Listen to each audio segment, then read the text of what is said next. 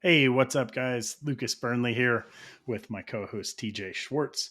You're listening to the Edge and Flow podcast. Today's kind of a macro episode.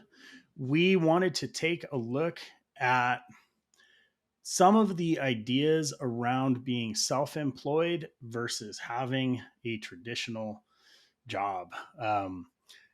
Definitely not looking at this from a standpoint of advice, just some of our own experiences and just kind of a philosophical conversation on the topic.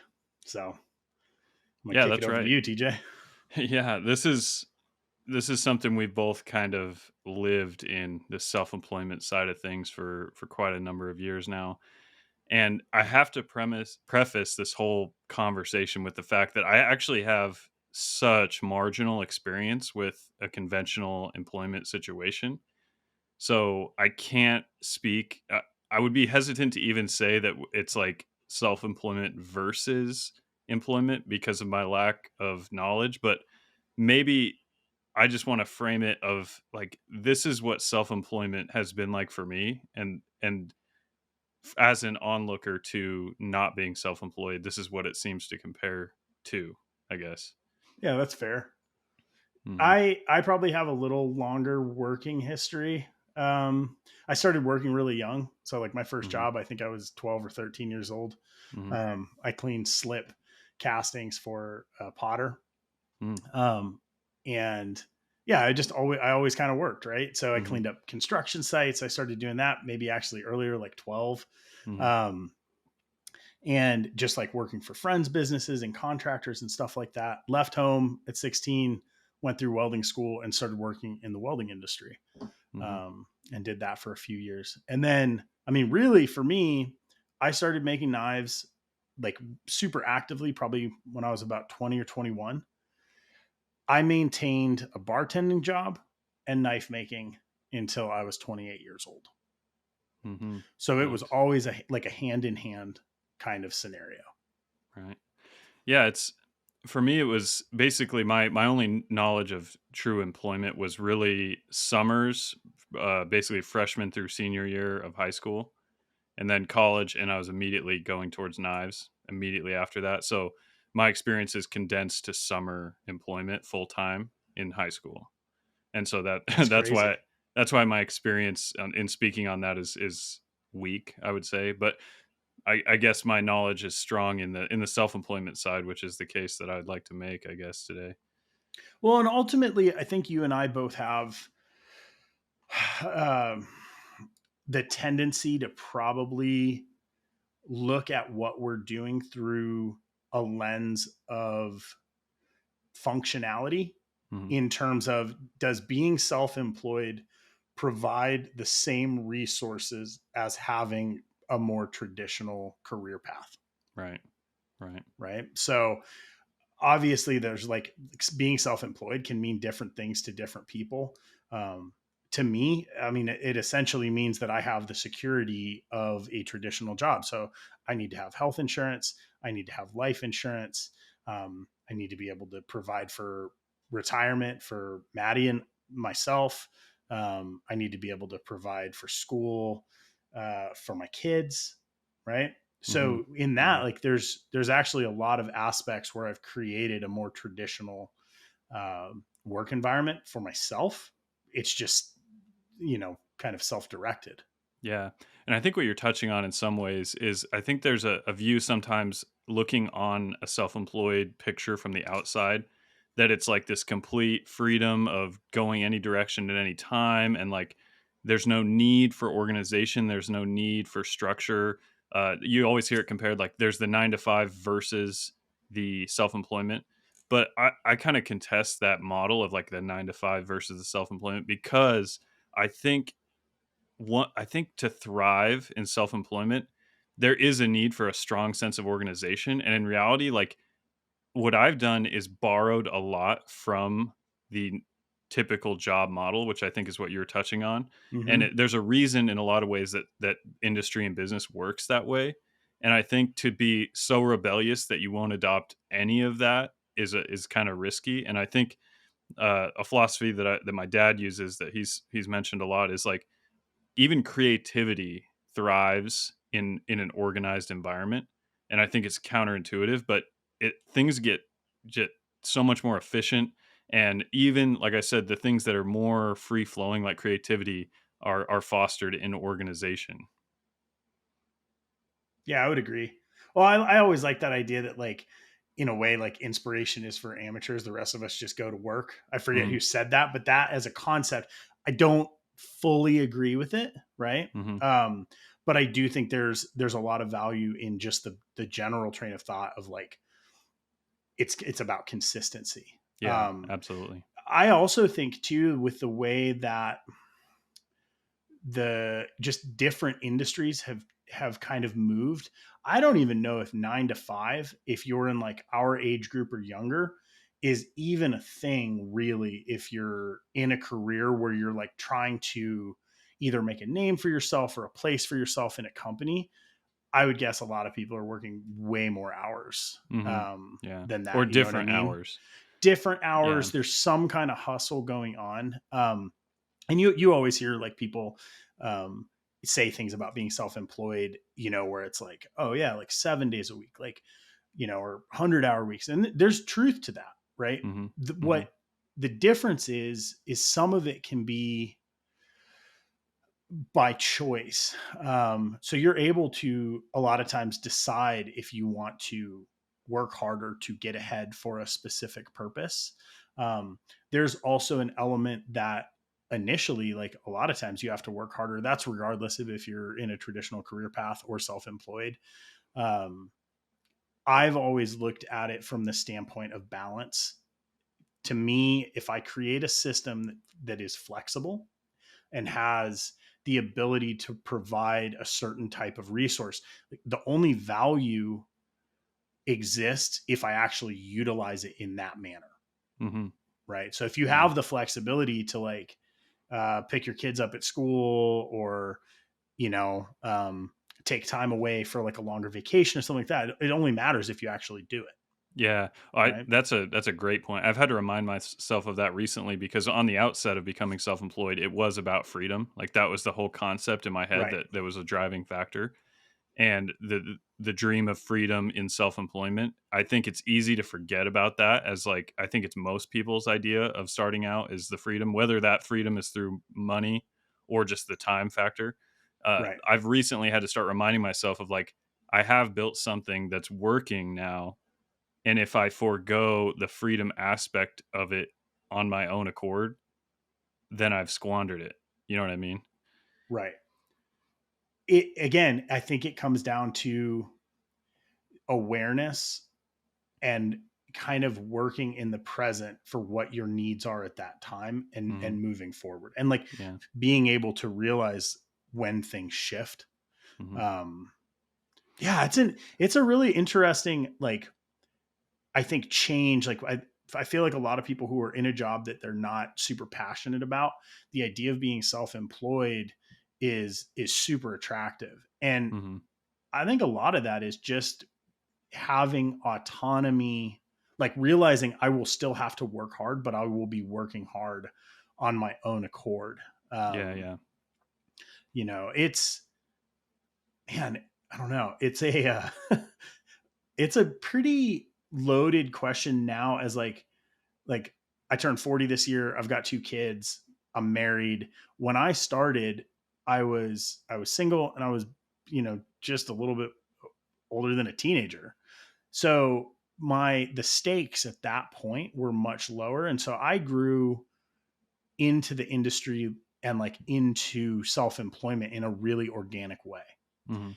If I had you know, a good job at this point, and yeah, if I had a good job that was providing everything that I needed for my family, it would be really hard, I think, to make that first step to be like, Yeah. all right, I'm going to risk it and I'm going to go do this thing completely on my own.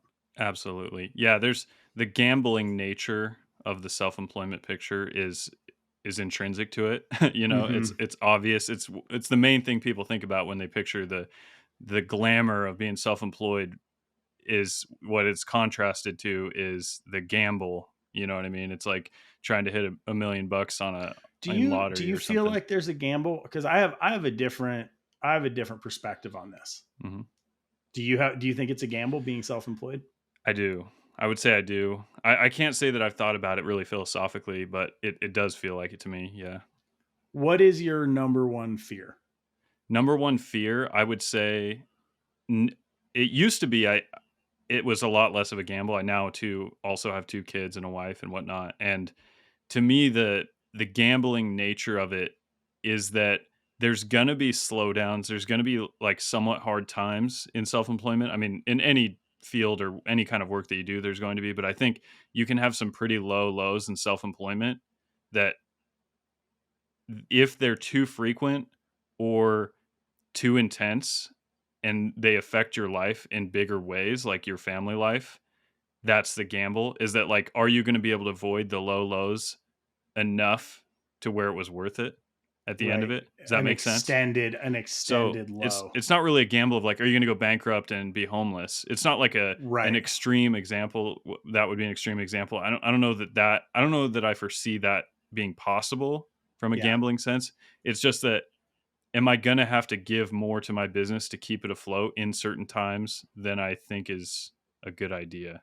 You know what I mean? Ooh, that's a pretty good. Yeah, and like actually I could make the argument that initially there was like the fear like it's catastrophic failure, right? Mhm. It's I won't be able to afford my mortgage, I won't be able to put food on the table. And at this point, like I actually in a way feel what I've created is much more secure for myself than if I were Mhm. to have a traditional Yeah. job because I know that no matter what, I will not like I would not let my family go hungry. Yeah. And Yeah. I look downstairs and I'm like, man, I have a workshop. Like knife industry takes a dive. People aren't buying my product. Like I have machines. I can work. Like there's Mhm. an element of I think having to figure things out repeatedly over the years that like I just trust in myself, Mhm. right? No, I agree. So that part goes away. However, what you just kind of keyed on, I think is like a an unseen risk, Yeah. right? Which is It's like being a in a passion driven industry it's and like the putting a gray area before rock bottom right, that if you get stuck in for too long, the cost starts to mount from a like interpersonal level. right. Well, that's I mean, if you look at it like the idea of being a workaholic, I mean Mhm. that can be tied into a job too, very Mhm. easily. I just Yeah. think that I think a lot of us that are kind of doing our own thing, we probably tend to lean that way a little bit anyway. Like it's really easy for me to just stay in the shop. Mhm. Yeah. Um, that is, I think, in essence, like of balance. That's where it actually matters. It's not like oh, like I'm balancing my bills and like my work. It's you're balancing this thing that you've built and are passionate about with family and other life. Mhm. And I think I have a maybe one more succinct way to phrase it is like, I want to build my business to so that the business gives more of me to my family than what a conventional employment situation would be able to. Right. But the gamble is it could also result in it taking more from my family than what a conventional employment situation would. Does that make sense? Yeah. And I would say that probably in your case, the awareness of that is a pretty good hedge against the actual risk. Right, right. You know, it's not going to like sneak up on you probably. And I would say that the fortunate thing I had going on for me, and I think you've described this too, is the years where if I had had a family during those years in the beginning when I was getting the ball rolling, like it would have been a lot of time spent in that area where I would be giving more to my family by working a normal job for Hmm. those years, but I didn't have a family for those years. Right. So I like once I had kids and was married, then the gamble became real. But I Right. had like 1,000 feet of runway behind me already, and so it worked out. And I was fortunate to have dove in that direction like early enough for that to be the case. And I but I also think there was luck in that, but also when I came out of high school, I went to college. Like the road was kind of paved for me to go to college. It just seemed natural. Like it was just the people around me were going to college. It made sense. I had good enough grades. Everything was fine. I enjoyed college. But I even told my parents, like my freshman year, I said, if I graduate college, I will have failed. Like that's how I viewed college because I Wow. wanted to be on track, self-employed before I get that degree because it would have been a mechanical engineering degree. And I knew that the allure of a mechanical engineering job was probably going to overpower my desire to stay self-employed. And so it's like I had to get afloat on my own before I had that option. You know what I mean? Right. And so I was just looking, starting, at 18 years old, like what's my out route here? While also like not failing in school. I was trying to, keep that option afloat, but I got to find a way out before I get too close to that like golden ticket, if that makes sense. That's a wild way to look at it at that age. I don't think I ever had, because I like went to community college for machining for a little while. I was trying like different things, different jobs. Like I was an instructional technician in the welding department at the college. Like I was trying to see like what the fit was. Hmm. Um and I remember this like really clear moment of I was getting ready to go into like my next semester of machining, Hmm. but I had agreed to do a knife show. It was the first knife show I ever did. It was out in Arizona. Um, and I just looked at it and I was like, right now, like I can't do both. Like I have to choose. Hmm. And at that point, I think that was like the gamble. Hmm. And who knows? Back then it might have been like, oh, I can like I'll just pick it up in another semester. Hmm. But after that first show, there was like no going back. Right. Um, I don't know. In reality, I think now if I were to have a traditional job, had time on the side to be creating something, I do feel like there's an awareness that most people probably have of like when it is acceptable to jump off on your own, Hmm. right? Yeah. Um, and whether that is uh, a monetary goal, like, hey, this side hustle or whatever is making X amount of money. We have this much savings. I know that I can make it 1 year as a test. I feel like most people are probably going into it as like a fairly calculated risk, Yeah. Yeah. Yeah. right? There's You're some not going to there's like, some picture, some plan, yeah, there's some even short picture. term. Yeah, I think so. Um, yeah, it's a pretty interesting process though. You and I both have the aspect of working with companies too, which in a weird way, I almost feel like in my case was a little bit of that desire to still work inside of I don't know if corporate structure is the right way to put it, but like a business and team structure. Hmm. Like you get a taste of it essentially. Yeah. Do you feel that way? I can say there there is a like a loneliness in some ways to the self-employment picture if you don't have employees, which I don't, that I've had to become more and more aware of. Having a family now makes it feel a little different, but I would say in those first like 6 or 8 years, there was like a certain sense of like a loneliness, partly because I didn't have anyone else around me that was self-employed that was my age. Right. And so there was this feeling of like I actually did feel kind of like a jealousy towards people that had like a more camaraderie type situation because it wasn't that I felt unique, it was that I felt like my experiences were unique compared to people that I was, cuz I had roommates. I was Right. basically a college kid that was doing the self-employment thing living with actual college kids. And so it was like I kind of envied like their experiences of, the camaraderie and stuff. And so I think once I got old enough to where I had relationships with people like you and people in the industry, that started to change that feeling for me.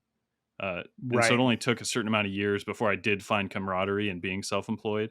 But in the early years, it definitely felt weird, you know? Well, especially like when you're younger too, like it it's an it's a shift, like people, I feel like even a lot of my friends like didn't really understand like what I was doing. Mhm. It's like I would go and I would be doing like 6 knife shows a year. And that is providing like the majority of my income for the year at that time. Mhm. You Mhm. know, it had a flexibility to where like there was a good portion of my 20s where I wasn't super active with my friends. I essentially was super engaged in work. I was learning. I was like growing as a maker and just like really, really excited by everything I was doing. And there was nowhere that I wanted to be other than in my shop. Mhm.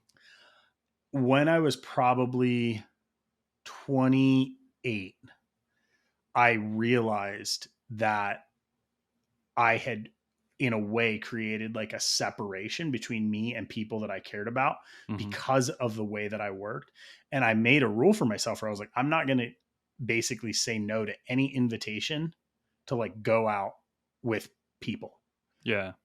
And it That's it awesome. actually like kind of shifted my life at that point, because all of a sudden I realized like, oh man, like there's people that care about me, there's people that I care about. It's so easy sometimes being self-employed to just like bury yourself in the work Mhm.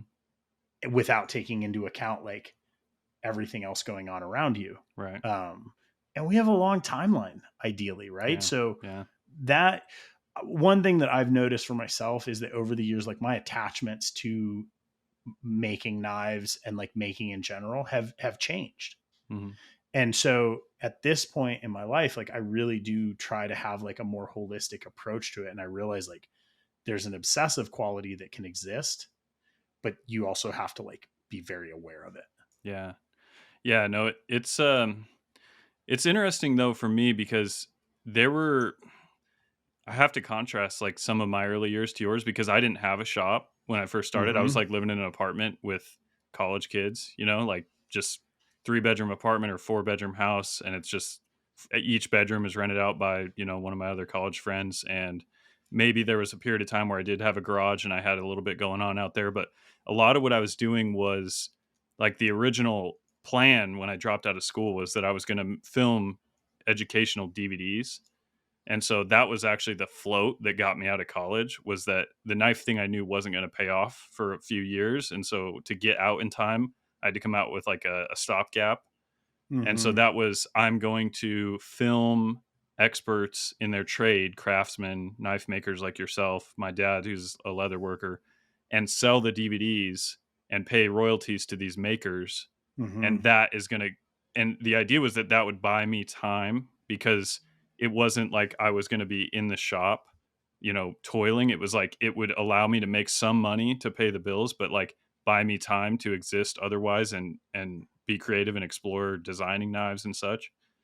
And so, but I would say one thing that got me in those early years was like living in a college environment and creating a situation where I had like a lot of freedom Mm-hmm. made it hard to get balance, like, because, like, my sleep schedule was ridiculous, it was, like, chaos because I'm, like, living with 3 college kids, Right. and I don't have, like, a class structure, so there's, like, no schedule to my life, and it again, harkening back to what I said earlier about, like, how creativity flourishes in organization, like, there was a few years where my creativity like was stifled and there was just like so much chaos going on that it was like not as productive as I would have liked to have seen. And then I was able to like kind of cut through that and I guess in some ways just mature and like Sure. pattern and structure everything out, and then I became far more productive. And so there was Yeah, some of that stuff like set and setting is really really plays like a heavy part. So like I mentioned bartending, right? So I spent like close to a decade working in bars, and in a certain way, so I had dogs mhm, and I had my business. And what that meant for me was that I always had somewhere to be in the morning.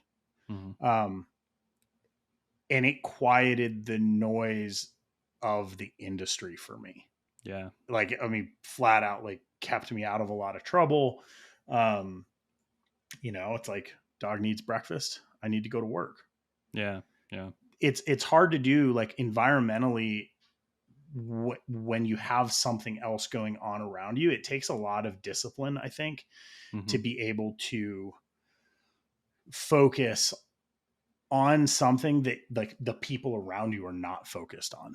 Yeah. Yeah. You illustrated something though that I think is super important, which is like you did something. You figured out like, okay, this might be a stopgap or this is like a temporary solution, but it was in line with your overarching goal, Mhm. Yeah. right? I'm like obviously like I'm a huge enabler for self-employment. Like I love it so much. I Yeah. can't imagine living my life any other way. And so for people who are kind of leaning that way or like curious, like how do I make that jump? It doesn't have to be the end goal. Yeah. Like Exactly. you just need something to start. You need that spark, something Yeah. to start working for Well, you. and part of it too is like start playing your hands with low stakes. Yeah. You know what I mean? So like the DVD thing for me was like I don't have to buy a bunch of tools. I can pivot on other people's large brands, so the branding like adventure in the beginning isn't quite as hard. Like it was like how can I get things aligning where the stakes are lower, where like my inventory isn't going to bankrupt me, like I don't have to borrow tens of Yeah, thousands of where dollars. one failure is not going to be make or break. Exactly. And so finding low stakes ways to like get in the action in a way, you know what I mean? But commit to it, like enough skin in the game to where it matters to you. But even if it's like a side hustle, you know what I mean? Just start playing the game of self employment. Like you just have to do it. And I really think there's only one way to learn how to be self employed and be own a business is to do it, you know? And it's the way a lot of things are in life, I think. And doing it low stakes first is smart because I think people that take high stakes leaps right out the gate, it can work. It can work, but I think that's where you really get into the gambling nature of starting Yeah. businesses. And that's not a gambling nature I ever wanted to be a part of. Like I never as far as like monetary risk, I'm like insanely risk averse the way I approach my business. Like at any point I could have gone and worked literally at McDonald's and just been fine, like started paying my rent, you know what I Right. mean? Had a job the next day and I was out, clean hands. Like that's the way it was for the most of a decade, and that's just the way I wanted to keep it because I was making a lot of mistakes, learning a lot. You know what I mean? Like I didn't feel like I had the assets around me to make a big leap and trust it yet, if that makes sense. Hmm. And I feel like I look back now with what I know, and there's a part of me that's like, well, if I would have only known what gambles to make, I could have got so much further, so much faster. But, you know, hindsight's 2020. I didn't Yeah, it know what I doesn't know work like now. that. So it's It yeah, doesn't. There's you yeah, can't. You yeah. There and you can look at it. I mean, hindsight being 2020, like you can look back and just have such clarity. mhm, There's it's almost impossible, I think, to do that in the moment. Like mhm, I feel like overall throughout my career, I've made pretty good decisions. mhm, I have made a huge amount of mistakes, but they were mistakes that I was able to correct mhm, and recover from and learn from and like keep moving forward. yeah. It's sort of like a don't gamble anything you're not willing to lose argument. And Yeah, there's business practices that require that, I would say. Like there sure. are certain business models that it's like you have to get so far into this thing that you can't get out and it has to work. Right. And I was just never attracted to that type of business, I guess I would say. Like, yeah, I could have out the gate, like, got some kind of somebody to loan me money, got an employee, rented a shop. Like, I could have done a lot of things that would have set me up in a high stakes situation. And it never interested me. Like, risk aversion was like almost one of the paramounts in like what I was doing. And I'm not saying that's the only way to do it. I'm just saying that's what I That's did. how you did it. And I think it Right. helped. I think it helped me like get my hands on the handlebars and like figure this out. Self I think self-employment can mean so many different things too. Like we've talked about the 4-hour work week, Tim Ferriss. Mhm. That kind of concept, like I don't consider myself an entrepreneur. Every once in a while someone will like say that and I'm like, no, like that's not, I don't like view myself in that Mhm. uh light. But like, he had started a business. It was like a supplement company. And it was basically okay. It was all drop shipped, like organized so that he could work very few hours, other people managed it. Like in a certain way, like I feel like a lot of people have that view of self-employment, Mhm. or some like it's like a more like a trades position. Yeah. Like you're a framer and you're self-employed, or like you're Mhm. an electrician and you're self-employed. Yeah. There's a lot of middle ground in there. Mhm. For me, what I've found being self-employed is probably like one of the most important, like if I had like core foundational concepts, it would be diversification. Yeah. Yeah. um, Depends on what you're doing, but there's always a way to create some other income stream, some other level of Yeah. security And I think for yourself. to add to that, I mean, it's one way to picture it is like the benefit also of diversification is that you can generate smaller income streams that may or may not be able to support any one individual. They're not big enough for that. And so if you have enough situations going on, like let's say you have 5 or 6 income streams that are all small, but they add up to a lot, it almost gives you better leverage in those smaller branches because you're able to, let's say, uh, do things that are more risky, or let's say like you're able to attack really niche markets that someone else wouldn't be able to get into because it can't support their whole existence. But because you have 6 branches, you can be in a niche market 6 different ways. And Absolutely. you know what I mean? Well, the risk becomes smaller proportionally. Yeah. So it might be like you might have a project where you're like, man, if I had $10,000, I could double my money, but I have to risk the $10,000. Right. There's a point where that isn't as much of a concern, Hmm. right? Like, oh, that $10,000 is coming out of my profit account. I Hmm. have that money, and if something catastrophic happens to it, the bills are still paid. Yeah. Yeah. You know, um, it also ties into what you were saying earlier about like this balance and like the fear of giving, like almost giving too much of yourself to your business. Hmm. Diversification allows you to have flexibility for yourself in how you operate within your business. So like Yeah. we'll use ours for just like a basic example. So we have three primary components of our business, right? We have me, Lucas Burnley, as a knife maker. We have Burnley brand, which is anything that I do that isn't a knife or isn't custom, right? Hmm. And it can be anything in between. So there's Hmm. like things that I still make in the shop or like modify in the shop, but it was clean just to like look at that as like the production side of the company. And then there is the factory collaboration. So it's three primary kind of income streams and workflows. Hmm. For years, the three of those, the goal was to like get it to where, oh man, like, the first like 8 years of factory collaboration, like the money's not like amazing or anything, or Hmm. at least in my case. And so it all just kind of added up into this one system. Yeah. My goal was always to get each branch to be able to fully support my family, That's awesome. you And know? and there's another factor too that I have recently taken advantage of, and that is like there was a point where I probably had too many diversifications. In other words, I was like just too divided up. But Sure. the benefit of that is there was a period of time where I might have had like 6 or 8 different things that all showed potential. But if I at least stay on top of them as best I can for a number of years, then I have a point where I can decide which one is the pick of the litter or which like three, and Totally. start pruning, and you have the option of seeing these 8 different things play out. And so then when you start to like compress your business and be more focused on certain things, because there's a limit to how much you should diversify, I think. And especially, if your time gets tied up with, more family activities and stuff. I got to that point and realized I had to trim some stuff. And I realized like these 3 cores out of these 7 or 8 are the ones that have the most potential. They're the ones that are performing. Yeah. Cut all the rest. Now I have 3 like filtered, the things that I know proven against other business aspects, that these are the successful ones. Right. And so it gives you more optionality for what to invest in and what to like reinforce and what to cut.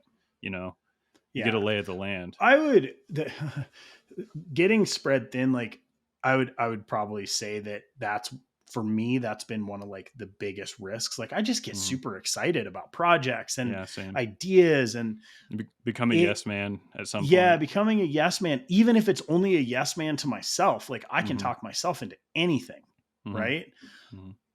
It at this point, I don't even know if there's value in me worrying about it because over the last like 2 decades I've proven that even if I'm like scatterbrained and like getting like I'm in a target rich environment and like getting excited and like the business and the structure that I've built like still functions. So I was Hmm. really hard on myself for a long time, and at this point like I realized like it might just be part of my creative process, Yeah.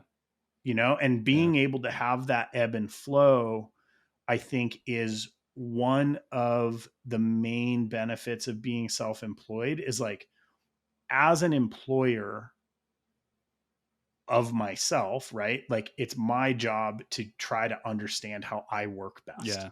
Yeah. You're That's not managing always the yourself. case if you Hmm. have someone else managing your time. Well, Like, that touches on a thought I've been having that I've had for a lot of years is that I think one of the things that turned me off to the idea of employment is this isn't always true and it's not totally true, but there's at least a sensation that if you're being incentivized by the structure like of a corporate environment or some kind of business, if the incentive structure is set up to like lead you forward, there's mhm, almost a little bit of a feeling of this is kind of artificial. Like I'm being led in a environment that was created to lead me, if that makes hmm, sense.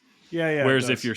you're self-employed, you're being led by like total externalities and realities. So example being like you're being led by trying to make a profit to then pay your mortgage.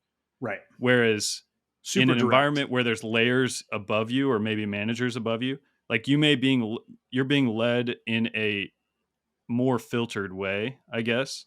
You're more Ooh, distant that's from the pretty end good. result, Well, you and I'm have not saying that's a gatekeepers bad too, thing. I'm just right? You saying have it gives me a feeling that I don't like. When I feel like I'm not directly attacking the main problem, I'm being right. filter fed the problem, if that makes sense. Mhm. So there's that. That's a part of and part of that is just like a hard-headedness that I think I have, you know what I mean? And so I'm not saying that's like a gift necessarily because that on the other hand, like sometimes I wonder if like I would be probably not the best employee, you know what I mean? And so I'm glad there are people who are good at that. And I'm not saying that that's not a good thing to be because Right. I've Well, that yeah. that's that I think just at a base level, like there are knowing yourself and knowing how you prefer to work, I think is super, super Mhm. important. Um, And here's a real quick mental exercise that I thought of is whenever I feel like I'm like getting too confident with my skills or I feel like I like I'm if I start to feel like I'm, the master of the things around me or I'm too confident, maybe too egotistic, I ask myself like what would happen if all people in this country had my exact same skills? And what immediately pops into my head is we'd be in trouble. yeah. You know what I mean? And Right. so it's like it's like a check on the ego because it's all of Yeah, a yeah. sudden I'm like I what that magnifies is all the things that I'm not good at, and I Right. get addicted to looking at the things that I'm good at. But if I Super easy. picture if everyone was just like me, it'd be really hard to run a company because I don't think a fleet of me would make a good employee force, and Right. that would be a problem. You know what I mean? Yeah. So it's a colorful the state of That's kind of a existence. fun one. Yeah, but yeah, but with self-employment, I think one of the interesting things for me as well, as far as what drove me into it, is the thought that I can, and specifically knife industry, is that I can put my hands on an idea and then bring it to reality and be involved from the beginning to the end, from the conceptualization to the completion, and not be segmented. And it's Right. almost a part of my like completionist mentality with a lot of things of like for example, when I read about World War II, suddenly I'm curious what happened before that and before that and before that, and you can just go infinitely, like, trying to what led up to this, and it's like if I'm in a window looking at a specific part of a project, it bothers me that I don't know what's coming before and what's after. You know what I mean? Hmm. It's just like it's just a maybe it's a OCD kind of thing, but that the answer for me is being self-employed because I get to just kind of like at least see everything from beginning to end. When when you look at where you're at right now, I got two questions. One, what do you see any like major risks? Like, do you see a risk on the horizon where you're like, me being self-employed could result in this in a decade? I would say I'm ramping up. I talked about being risk averse. I'm actually ramping up my risk more than ever before right now. I feel like I'm doing it in a controlled way, but what I mean by that is like I'm investing in assets now, which haven't done before. So for the first 8 to 10 years of my career, it was all in business relationships and deals and designs and intellectual property deals. And I wasn't investing like cold hard cash into like physical assets. But now I've bought like a couple CNC machines. I bought the house to put them in the garage. I bought it, like I own way more assets now. And so for me, the biggest risk is not is using that risk to work for me, but not overdoing it. You know what I mean? Is like Sure. sometimes I'm checking myself. I'm like, this is a lot more risk than I've used in the past, and it's working, but I don't want to get overly addicted to it and overgrow. You know what I mean? Like That overcommit. that's something I think that plays. I mean, you listed a few things like you bought a house to put machines in. Hmm. Well, you also have, a partner and children. Yeah, yeah, So yeah. you also have a house to put them in. Yeah, exactly. That's not a risk, Right, the house is the right? bad example. The house Yeah. was I really am talking about the CNCs. I know but even the Yeah, CNC, you look at it and you're like, you're not over leveraged. You now have a tangible asset. right, right. You could sell a machine. Yeah. It's Mhm, you have solid assets, mhm, right? right. Okay, so second part of the question. Is there anything that you are struggling with currently that is like around self-employment? Yes, I would say overall things are going really well, like, better than ever before. I mean, things are going well, but what I'm struggling with right now is I'm at a huge crossroads of, like, how do I model my business? And it's keeping me up at night recently, especially, like, the last week even of, like, how much of the work on these knives should I do? Should I get in a situation where I'm delegating a little bit, where I'm using some outside resources, like let's say bevel grinding done by someone else? Mhm. But then does some of the passionate side of it escape when I hand that over? Or is that an ego thing that I'm trying to do it myself and that I shouldn't be like that? You know what I mean? It's trying to figure out how much do I delegate slash how much do I do myself? That's honestly the biggest question right now because obviously I start delegating, efficiency goes up, but again, my like approach of seeing everything happen in front of me starts to dilute. And I'm like, is Right. that going to actually hurt the business down the road as far as my interest and my like excitement and whatnot? Right. And is it in that case, is it growth and efficiency only for growth and efficiency's sake, or does it provide some like tangible result? Like I struggle with that a lot of times too, and I realize there's an element of me that just likes the work. Hmm. There's Yeah. always a more efficient way to do something. And Hmm. talking about like the entrepreneurial side, like if you were a knife entrepreneur, you could just take one of your designs and send it overseas and have a beautiful product come back. Hmm. Hmm. That's You don't need any machines, you don't need, like, you could have that go to drop shipping. There's so many ways. So you can take that like thought process to the nth, to where you basically have just talked yourself out of ever making anything, Exactly. which I don't think is what Yeah. what a lot of us are actually like looking to do. Yeah. And the first, big chunk of my career, all I was doing was creating intellectual property and having other people make it. Right. And all that I'm doing now is an answer to that. So it's like I could easily take the initial objective and just dilute it to the point where it defeated the whole purpose. And what's getting me is like the main crux, and this is like we're talking about doing a future podcast about this, but the main crux of the knife maker is how do you do the bevel efficiently and effectively and cleanly? That is like the primary bevel on an actual knife blade. It is a And major point. it is Like, the sticking point. If you take a model like a CAD model to a machine shop and you say, "Here, make this knife for me," they'll always say, unless they're a knife manufacturer, we can do everything but the bevel." Because if they don't have the right equipment and know how, they cannot do it. I'm telling you right now, like they have to know how to is do it. very specific. Yeah, Well, and it's funny because I mean that carries through beginning to make knives by hand. yeah, Like learning how to blade grind is always right, an issue for people. right. Like Well, I, it's a huge hurdle to yeah, cross. and I guess what I'm getting to is like that's the thing that I would first outsource to have ground, like in the United States, by a friend of mine Right. or someone who has a grinding apparatus that can do it, in a mechanized way. Like that is easily within reach. But the philosophy I have about those knives, especially fixed blades, is like the person who did the bevel made the knife That's because the the rest of it is easy. So it's like, sure. so that's the hard part for me is like, if I'm not doing the bevel, I have a hard time giving a knife to someone and say that I made it because That's the so knife bevel, makery of you. right? And Like so, well, no, I'm not saying, I'm not making a value judgment across the board of totally. people Yep. doing that at all. Yeah. I'm just saying, like, the outset of me buying the machines was for me to feel like I made the knife. And if I give this away, then all of a sudden it feels like I didn't, which is okay because that's what I did for 10 years and it's fine. Right. But that's not why I started doing this. Right. I So, think and you're still it's like that's the company versus craftsman, I think, yeah. concept, right? Yeah.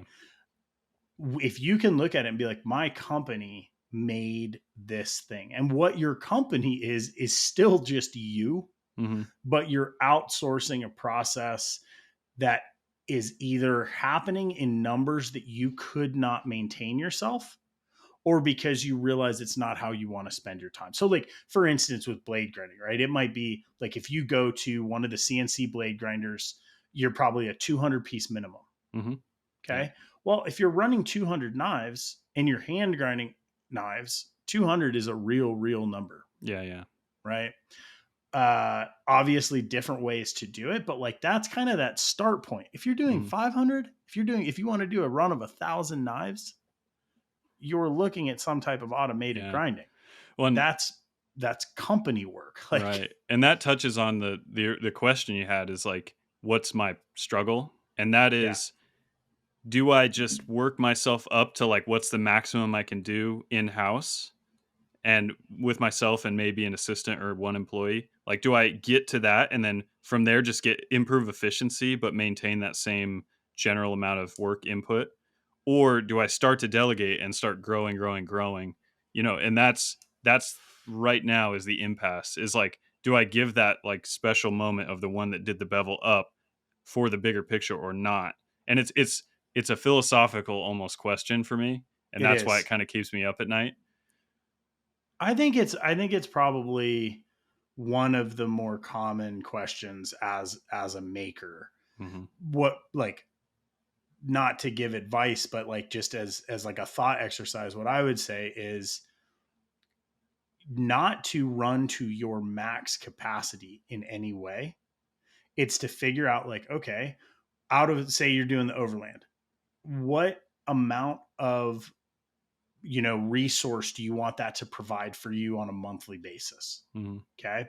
How do you achieve that goal and still have room for you to connect to your business in other ways? Hmm. Again, it's like a holistic approach. Like if you spend 10 hours a day only making overlands and you're working 5 days a week or 6 days a week, like, and you're making so many of them, like we kind of talked about like logistics and stuff, like all of a sudden you still have to ship those, you still have to interact with those customers. So when I look at this point, I'm like, any product line, I want to be like 30% of my peak output.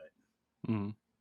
That's it. That to me sounds crazy. I think for the majority of my 20s, I probably ran at like 85% of like my personal capacity in Hmm. everything I did. Hmm.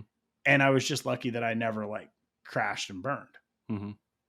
As I've gotten older and the stakes and the like obligations on my time have grown, I've realized like, oh, okay, like I actually don't want to push it to that level.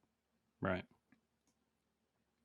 Yeah, it's a big question. Big. We're like circling and diving right into like my biggest dilemma, and it balance is key, you know. Is So, what you're doing now working? oh yeah, It's yeah, working. I'm really happy with how it's working.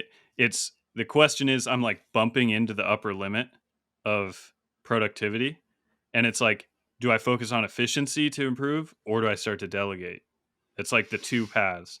Or do I do Hmm. exactly what I'm doing and don't improve, which I don't see as an option. I just my brain doesn't work that way. Yeah, I don't Yeah. see that as an option for you. So yeah, there's like an improvement. And these are the differences in being like self-employed, Yeah. right? Like we all have different Yeah. methods and problems and goals. Um So man, let me ask you yeah. that question. What from a business standpoint, what do you struggle with right now? Ooh. So I work with my wife Maddie. Um here's a great example of flexibility of self-employment. When she was pregnant with Bo, she had a like a full-time job at a tech company. Um good job. And we realized we were like, all right, like the baby's going to come and you're going to have to get like maternity leave. And we just decided, we were like, all right, it was like the last few months of the pregnancy. We're like, if you come into the business, like you don't have to do that. Hmm. There will be times where you can work a little bit, times where you, if you need to be with the baby, like you can do that. It's a flexibility. It is not necessarily the easiest choice. um, Fast forward now 5 years and we are still learning how to kind of align our time and create space for like the business and the family. And that Hmm. when you're fully self-employed, like the options are there, but it's not always like, sometimes the answers aren't like the easiest to kind of figure out, right? Yeah. So Maddie wants to like work, she wants to be fully in the business, but she's also been like primary caregiver over the last couple of years. And so we're trying to like balance that. Yeah. So No. And you're in that a is transitional period too because your totally. youngest is now starting to have a little bit of a preschool type Yeah. situation. So So yeah, you Winston she just has went the into time. preschool. So all of a Yeah. sudden now we have, 3 to 4 days where she has like the day. Hmm. But figuring out, this is that capacity thing, right? It's really easy for her to come into to the business and want to work an 8-hour day. Hmm. But she's also been primary caregiver. So the reality of it looks probably more like it makes sense to work like 3 to 4 hours and just have that flex time to be able to work through other Hmm. like household problems Yeah. or like whatever it is. that that is also something that I'm struggling with because I want to be able to support her more to be able to connect to the business, Yeah. which means I have to be out of the business. Yeah. So it's like these are the things where you're like, okay, it's a problem, I know it's a problem, but we have access to the solution. Hmm. um I think we should make an episode about outsourcing, how much to do it or not to do it, okay. and work life family balance. Okay, How does same that work? episode.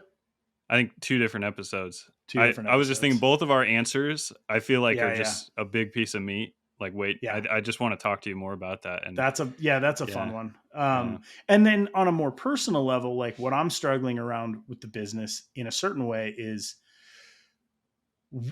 honestly like figuring out what I want to be working on and where my time is most valuable. Hmm. Um, because I've created so many like little areas that I can kind of exist in and play in.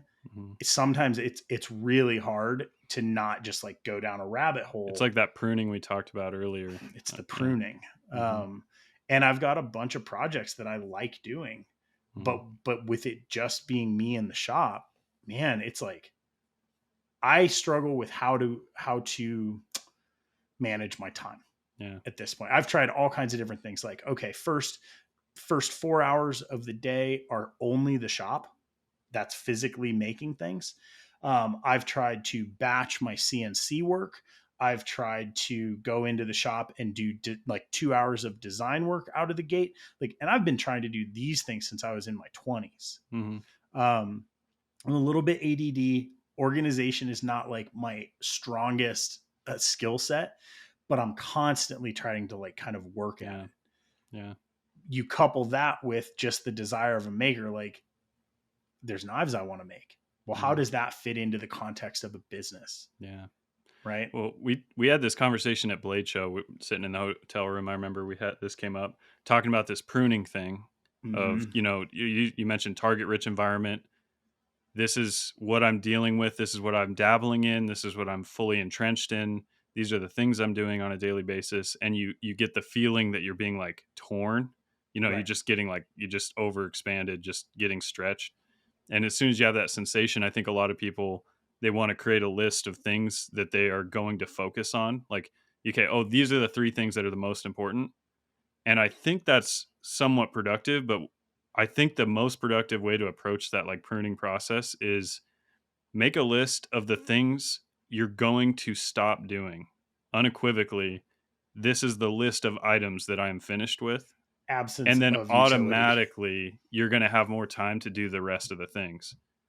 You know what I mean? And so to It's say you're going to it's like put an anti to do list. It's a not to yeah, do list. cuz if you're going to put more focus on these 3 things out of the 5, in theory, yeah, you're going to do that. But then if you don't have conviction that you're going to stop doing the other 2 things, then that's never actually going to happen where you put more energy because you only have so much energy.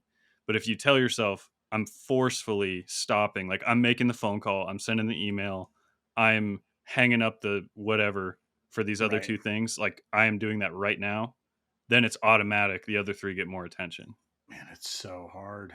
But that the hanging It up the actual pruning because it may be something you fostered. It could be something that at one point, like for me, there was one thing I was doing that was paying for most of my bills for like 3 years, and then right. later it became smaller and other things became bigger, and Right. I couldn't let it go, but I had to. Well, there's like all those classic kind of tropes about like entrepreneurship and like the idea of being able to like say no to good opportunities. Hmm.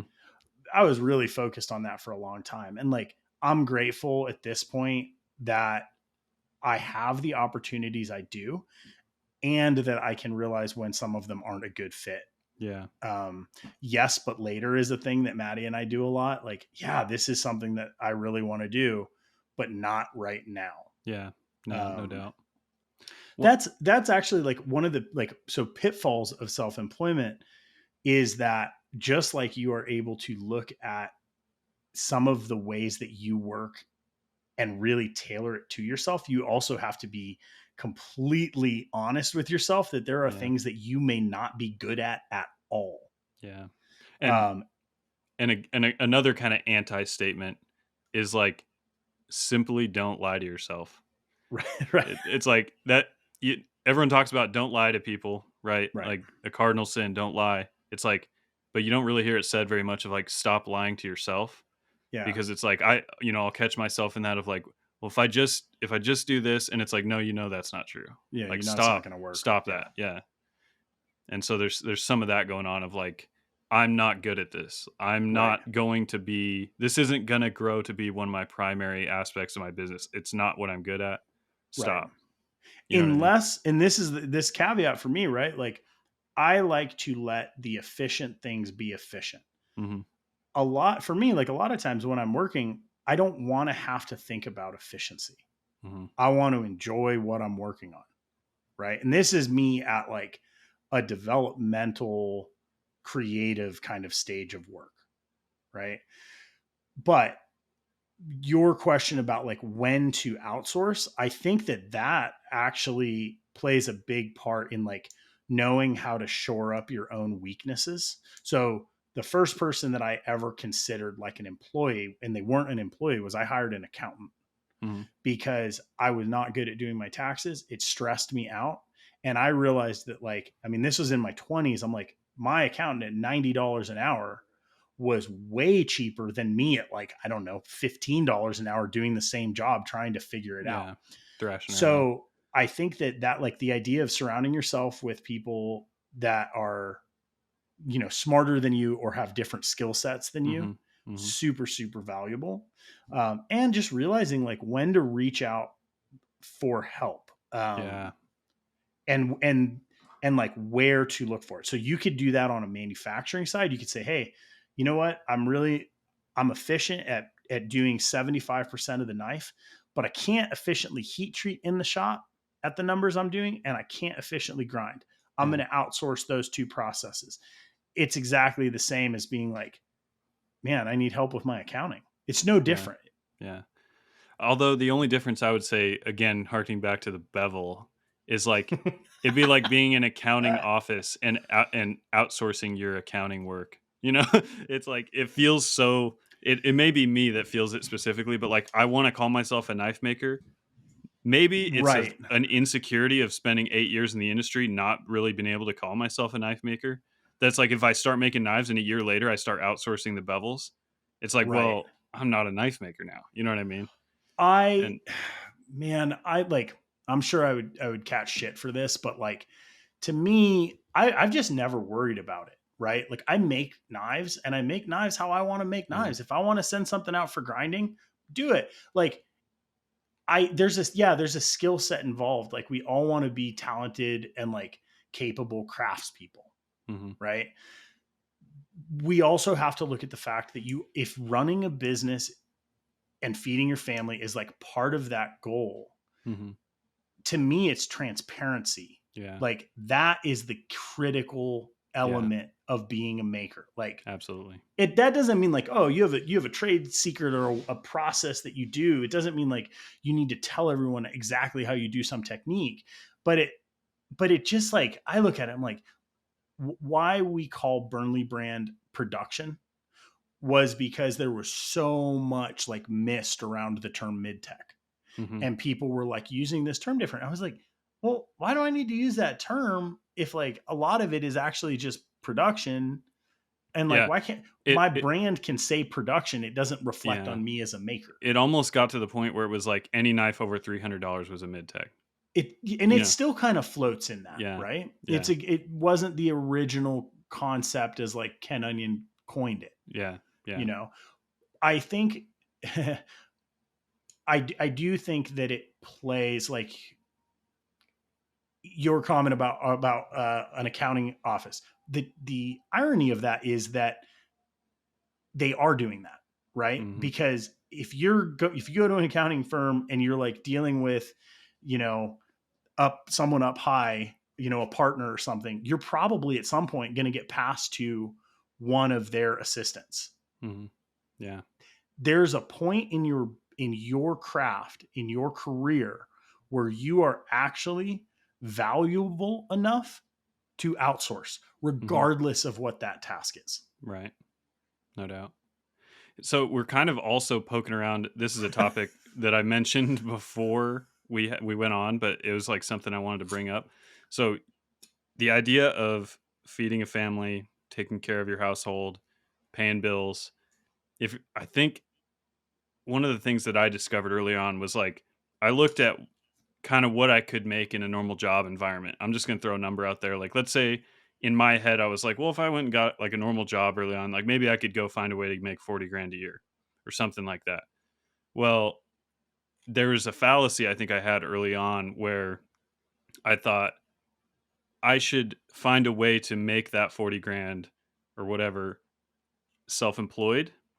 And I Mm-hmm. think it took me a while to realize I almost want to coin a term like self-employment inflation happens, Right. which let me explain what that is. So like if you have a salary that's every 2 weeks and it totals 40 grand in a year and you have a self-employed income that net taxable income is 40 grand a year, the 40 grand of salary from the employment buys you more lifestyle than the 40 grand from self-employment, Agreed. because the fluctuation and the lack of control you have over the income in the self-employed environment causes you to assume a lifestyle Initially. that's much lower. Yeah, I think it seems relatively continuous to me, but the idea being that, like, you have to, if you're wanting to replace a $40,000 income, you have to make a certain amount more than 40,000 to replace totally. that exact lifestyle. Right. You know what I mean? And so what I mean by that, like, the actionable part of that I learned is, like, I have to aim higher than I was aiming, and aiming higher served me really well, not because I was, like, trying to improve my lifestyle, but because I made the realization that the lifestyle I want costs more than what I thought it did. You know what I mean? Right. Well, and you're not, man, this one, that's like pretty loaded because Yeah. I I have seen many different types of self-employment. Mhm. Growing up, what I thought of as self-employment is different than what I see it as now. Mhm. My goal is not to struggle. Like Yeah. Yeah. I don't want to worry about money. I don't want to worry about what groceries I'm buying. Like that was never part of it. So like for Yeah. me, being self-employed means that I have to be doing as good, if not better, than I would be doing in a job that I could feasibly get. Exactly. Yeah.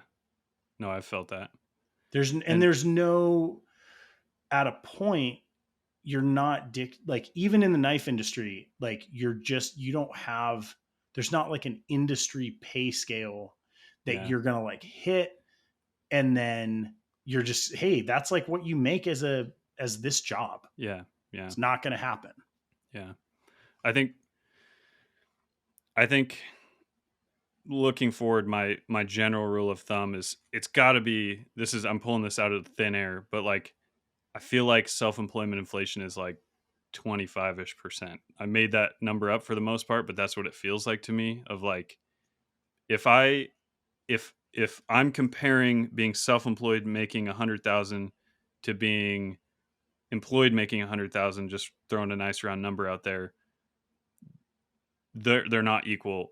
125 To one. self-employed is more equal to 100,000 from a salary, as far as what it buys you in life. Interesting. I'm sure that somebody like with a financial background could Yeah, actually probably like yeah, tell us that. yeah, If any of you guys are listening and like there's a rule for yeah. that, we would love to know Somebody, it. yeah, somebody dig that Um, up for us. I made the number up. I'm not yeah, claiming anything. I'm these conversations again, like these are our conversations that and things that we struggle with and like are curious about, mhm, but yeah. yeah, no And I guess financial just to background. real quick, just to, like, if that doesn't make a lot of sense, the reason I'm saying that is, like, if you have a commitment from a company to pay you exactly 100,000 in a year, you can plan, like, okay, I can have a car payment that's this much. I can set Right. this much aside. This much is going to retirement, and you have the pie in front of you to then cut up and delegate to the different things that you want to have done in life, like your mortgage or whatever. But if you enter the year, even if you know you're going to make 100,000, you can't cut the pie all the way up. You have to cut it in smaller pieces, because you don't know when the machine spindle is going to go down. Like, you have to think it Right. could be lower, it could be 80, could be 150. You don't know. Right. So you have to plan for 70, right? And so it's like, So you have to control, everything has to be smaller as a lifestyle, relative speaking. well, and you're a fit. That's where the efficiency, because you are your own. You're like the resilient component. So like we always say, like protect the asset. So like, what's the asset in this Mhm. case, Mhm. right? We've talked about like profit first accounting. I'm a huge fan of that. You guys like, if you're curious, like there's a book called Profit First. Basically, it's almost like old school, like like envelope method, Mhm. where so say for a dollar comes into the business, I break that dollar down into like six different accounts. I Mhm. do it twice a month, right? And so what that means is that I don't have to look at my account and go, oh man, like can I afford this piece of equipment? Well, I've got the money in my account.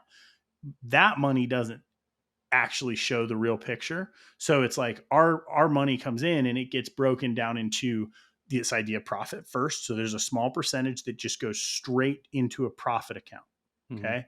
Every quarter we take a profit distribution, right? Half of Mhm. it stays in the business, half of it comes out as kind of like a bonus. Yeah. We have a payroll, we have tax, we have an emergency fund. Yeah. And so when you look at it, yeah, there's less money coming into my operating expense account in the business, but there is the diversification and the security Yeah. in the background Yeah. for not if something goes wrong, like when the next Yeah. thing goes wrong. Yeah. I agree. Yeah, I Yeah. think the creating a system of securities and like almost like a slush fund of sorts, whether it's just cash or whether it's actual just ability to access money or ability to make extra money when the time comes where you like pull the ripcord. I'm going to work 3 weekends in a row, make some more money to cover this gap or Right. whatever. Like having solutions to potential problems. And I think let me rewind it just a touch. So like I guess what I mean by like having the lifestyle be equivalent is like if you have the 100,000 from the salary, you can spend X amount percentage of that and be feeling pretty secure, like sleep at night. Hmm. But if you s- and just but if you have that same exact expenditure lifestyle with 100,000 self-employed, you won't have that feeling of security. Right. So to have that same feeling of security along with the same lifestyle, you have to have enough in excess to create the insulating factors you're talking That about. pad. And Yeah. so that insulation kind of factor is like that 25%. You know what I mean? Yeah. That makes sense. But Man. that was just a once I learned that of like, oh, I need to aim higher, and Right. the value of it was that it made me. I looked at my efficiency, I looked at what I was doing, I looked at the money I was bringing in, and when you have a real clear goal, then you can do the pruning of like, well, this branch, based on how much time is going into it, it isn't making that new goal of that 25% higher or whatever it is. It's not chinning that bar. And Right. it's like it chinned the bar that I thought was the bar, but then I learned Right. it wasn't. And so Yeah. I cut Just it. moves. You know Yeah. what I mean? And so it's like Yeah. that you have to adjust your efficiency modeling in your mind for like dollars to hours to that new bar. And then suddenly it's like, oh, like now it makes sense. Now I can achieve what I want as a lifestyle and feel secure at the same time. And I think maybe a lot if you get a Right. business situation where you're paying all the bills, you're doing well, but you don't feel secure, it could be why, because that was how it worked for Well, me. there's another level to that too, which is if you have a traditional job and you work a standard amount of hours a week, and say maybe you work a little bit of overtime, you come home from that job generally and can disconnect. I know this is Yeah, not true in all industries. yeah, yeah, Being self-employed, like it can be very hard to disconnect, and it's easy, just like social media is like super tricky. It's really easy just to kind of like stay into it or like keep answering emails or like whatever, right? So having working to be able to disconnect is something that I wish that I would have learned much earlier, hmm um, because it's hard for me now, right? Um, where was I going with that thought, man? I had like a there was like a ripple effect. Okay, so I let me try to get back on o- track with it. okay, yeah, Um, I think I know where you're going. okay, so ultimately, this idea of being able to disconnect has another like risky side, right? hmm Which hmm is if you're setting that monetary goal, but it's taking you 80 hours a week to do it, that's also something that I think you need to look at. Yeah, exactly. If you're unless you just are like, that's all you want to do, you just want to grind. Like, when I look at being self-employed, it does not mean giving every single thing that I Yeah, have to yeah, my business. yeah, That means from a physical standpoint, like you have to be able to take care of yourself. You have to be able to spend time with your yeah. family. For me, I'm saying I have to be able to do hmm that. It's really easy. Like self-employed, like hobbies are tricky, Yeah, right? yeah, Can you afford to have a hobby? And when I say afford, I mean in time. Are yeah, you affording yourself the time to have a hobby that you would have if you were getting out of work at 5 yeah, o'clock and were like, thank God I'm out of there. Like I'm going Yeah. to do so And and go so fishing or whatever. Yeah. activity. Yeah. Yeah. Yeah. No, it's the balance is hard. And what I've tried to do is circle back to like start with how much do I want to work? First question. Not Is how that much do what I you want think? Not what you want to make. You think, how much do I how want to much do I work? want to work? Because if you think of how much you want to work, not like obviously you have to work more than you would like to be working Right. at certain points. That's obvious. Sometimes you do have to work 60 hours a week. You just have to. But I Yeah. just mean like as a business model planning, I want to work, let's say it is 40 to 50 hours a week, like a conventional work week. Let's say that's your goal. You think that's going to balance with your family. Or if you don't have a family, maybe it's 60 hours a week and you see that's comfortable for you. Make that decision first and foremost.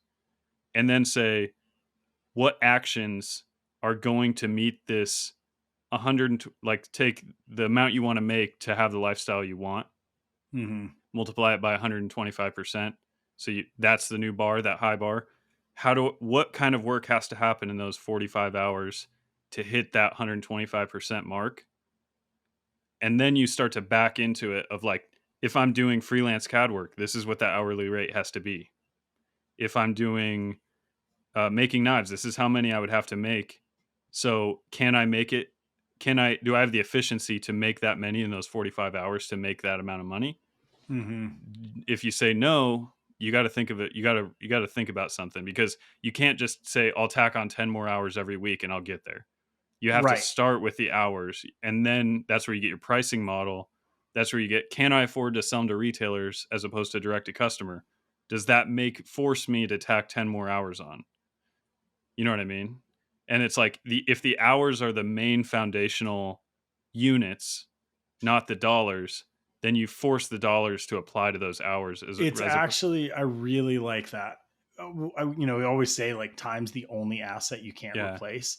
Mhm. So the scheduling issues that Maddie and I are having right now, that's actually probably the question. Like we're looking at it and we're going, man, we have so many projects that we want to do.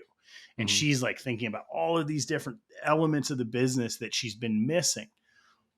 The question, like, actually, I'm just going to look at it and say, how many hours a week do you actually want to do this? And I've done that for myself more.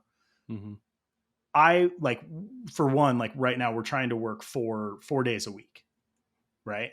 Mhm. Seems like a completely reasonable split. Now my days, a lot of times they're 10, 11 hour day probably, but also like I go to the gym, I'll surf a couple days a week, like I'll go out and I'll Mhm. have coffee and work from a coffee shop. So Mhm. it's not just like head down grind. But I Yeah. realize like if I can give my family 3 out of 7 days a week, that's pretty amazing. Yeah. Yeah, for It's sure. still a full-time job, Yeah, you and know? if that decision is 4 days a week, this is the 125% number, whatever the dollar figure is, then I think the pruning becomes an easier equation, because then it's not a Hmm. gut feeling, it's math. Because it's like, this particular task that I would indulge in, when if I were to do only that for those 4 days, it doesn't quite hit that number.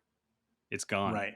Either you raise your prices or it's You gone. get back to that efficient. This is where my brain starts to go like full overload.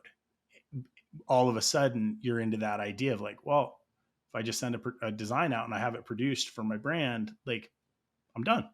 Yeah. You know, Mhm. there's these balance points that are they shift. It's not always the bottom line. Like Mhm. so, time is super important. Time working on what you're interested in, time working on things that are profitable for your business, time with your family. The money, yeah, I would agree that in a way, at a point, the money is like almost of secondary concern because it's a given based on the work. Yeah. But having a reasonable, like, what do you actually need? Mhm. What do you want? Do you have any like, do you have like, as a self-employed person, do you have any like larger, is there like a stretch goal for you where you're like, I want to be able to do this thing by being self-employed? I so that a goal that we had as a family that has become a stretch goal that wasn't a stretch goal 2 years ago is the type of house that we Mm-hmm. want to own with the shop along with it in the place we want to live. 3 years ago, it was a hole in one. It was like, yeah, we'll get there. It'll be no time. We're on track. Prices are interesting in this part of Idaho and a lot of parts of the country. So Yeah. it's becoming a moving target. And so it's exactly what we pictured suddenly started to become a stretch goal. Right. So that's another problem I have that is related to my business, but mostly my family is like, do I shrink the goal or do I increase my goals from an economic Mm. standpoint? You know what I mean? It's one or Mm-hmm. the other or a middle ground, but like something, or do I think those prices are unsustainable? That's a totally different conversation. That's a whole, That's yeah. way into the It's a weeds. different Do I podcast. bank on something crazy happening? But that is a conundrum for me of like, it's a stretch goal now, not to buy a bigger house or to have a bigger shop, but like the Right. one we actually originally pictured is now more of a stretch goal. More of a stretch. So here's the beauty though, right? Everything that you're doing still works to achieve that goal. Hmm. The timeline may move a little bit. Yeah. Um, but ultimately, like, best practice is best practice. Hmm. You're still working efficiently, you're growing your business, you're saving money. That gets you to that point eventually, regardless, Yeah. you know? Yeah. Yeah. Yeah, there is a part of it. I'm a numbers guy, and like I always am calculating things. It's just I just can't not do it. But there is part of me that sometimes just says, you know what? When the time comes for us to move, we'll buy what we can afford and we'll be happy. And that's just part of it. That's what you just have to settle on. But it doesn't stop me from doing the mental gymnastics of like, this is what needs to happen. I'm a planner, I'm a math guy. Like that's just how I approach. Like you Man, just I heard me wish I go was. I just created Yeah. like an algorithm for planning, 125% all that. Like that's just how I operate. But at the end of the day, you do have to sometimes just say, this is what I'm capable of, and I'm okay with that. This is where I've arrived. This is what I make. I'm okay with that. There is that factor Yeah, you're because not there's there yet. there's That's theoretical like, efficiency on paper, and then yeah, there's what you actually accomplish. You yeah, have to be okay with that discrepancy. You do. Like, you have to yeah. live with it. I'm not a numbers guy. I'm like pretty irrational and I'm super emotional. All right. And So I'm like, I can do it. and if you are still wondering why we called it Edge and Flow podcast, maybe that's illuminating. Man. Yeah, like, man, it is a this was a fun one, man. I Yeah. really it's I think at this point, like, I cannot imagine having a job Mhm. if my family depended on it in a heartbeat. Obviously, Mhm. like, I would do Mhm. anything. Mhm. Um, but for all of the frustrations around kind of self-employment and like all of the self-imposed stress and frustration, man, it's pretty magic. Yeah. Oh, the payoff has been great, and I'm not talking about money. Just Yeah. the lifestyle, the excitement, the ups, the downs, the everything. Like, it's in every way done for me what I wanted it to do and Yeah. more. Yeah. I couldn't go back. I wouldn't have changed a thing. It's the only way for me. I don't know any other way. Yeah. Yeah. Yeah. That's interesting. I don't know. People are different. Yeah. That's the beauty, right? Yeah. Like, I think probably this conversation stems, like, one of our goals with this podcast is to kind of be able to discuss different elements, kind of just of life, like both inside and outside of the knife industry. And so, like, as it relates to us, like, self-employment is the knife industry. Mhm. um I have a feeling, like, for, our small listening demographic at this point, like, there's a lot of different job types. There's people who are interested in making knives, there's people Mhm. who are already making something else, there's people with like high paying jobs and low paying jobs, and that's the beauty. Like, this is just kind of a, Yeah. round table almost, Yeah. like, of two Yeah. discussion. Yeah. No, it's been fun, and I think we just farmed like 3 more ideas for future episodes. So Yeah, I know it was a nice. good conversation when it like sparked all these other tangents that we had to kind of like put in a basket. Yeah, we're Put getting a a pretty good little running yes list. but later sticker on Yeah. those.